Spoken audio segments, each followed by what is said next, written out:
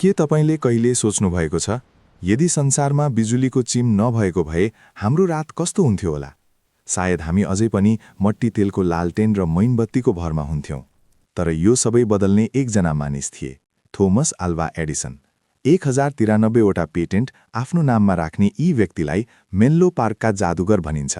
तर के उनको सफलता जादु नै थियो त? आउनुहोस्, आजको भिडियोमा हामी एडिसनको सङ्घर्ष, असफलता र अद्भुत सफलताको गहिरो यात्रा गर्नेछौँ।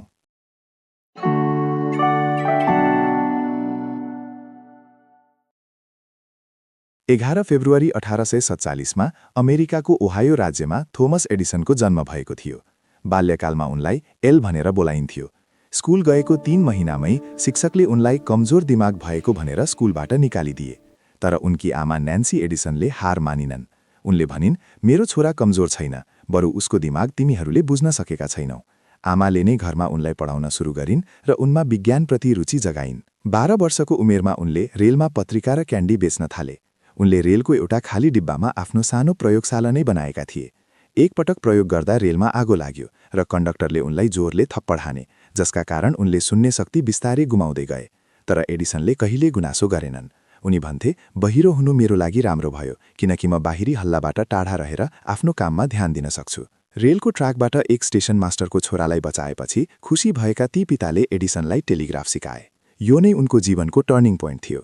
उनले टेलिग्राफ मसिनमा सुधार गरेर आफ्नो पहिलो ठूलो रकम $40,000 कमाए।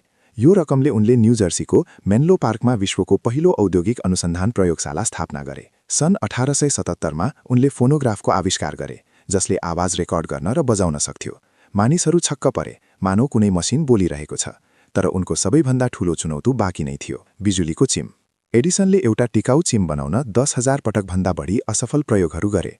जब मानिसहरूले उनलाई तपाईँ हार खानुहुन्न भनेर सोधे, उनले ऐतिहासिक जवाफ दिए, म असफल भएको होइन, मैले त 10,000 यस्ता तरिकाहरू फेला पारेको छु जसले काम गर्दैनन्। अन्ततः सन् 1879 मा उनले कार्बनयुक्त धागो प्रयोग गरेर 13.5 घण्टासम्म बल्ने चिम बनाए। एडिसनको जीवन सधैँ विवाद रहित भने रहेन। उनले डाइरेक्ट करेन्ट डीसीको वकालत गरे, जबकि उनका पूर्व कर्मचारी निकोला टेस्लाले अल्टरनेटिङ करेन्ट एसीलाई राम्रो माने। यसलाई वार अफ करेन्ट्स भनिन्छ। तर अन्ततः संसारले एसी पावरलाई नै अपनायो। तैपनि एडिसनले व्यापारिक रूपमा बिजुलीलाई घर-घरसम्म पुर्याउने प्रणालीको जग बसालेका थिए। एडिसनले केवल चिम मात्र होइन, मोशन पिक्चर क्यामेरा र आधुनिक ब्याट्रीको विकासमा पनि ठूलो योगदान दिए। 18 अक्टोबर 1931 मा 84 वर्षको उमेरमा उनको निधन भयो। भनिन्छ, उनको सम्मानमा अमेरिकाभरिका लाइटहरू केही मिनेटका लागि निभाइएको थियो। आज हामी जुन आधुनिक संसारमा छौं, त्यसको श्रेय धेरै हदसम्म यी महान आविष्कारकलाई जान्छ। तपाईलाई थोमस एडिसनको कुन कुराले सबैभन्दा बढी प्रेरित गर्यो? कमेन्टमा लेख्नुहोला। यस्तै जानकारीमूलक भिडियोका लागि हाम्रो च्यानललाई सब्स्क्राइब गर्न नभुल्नुहोला। धन्यवाद।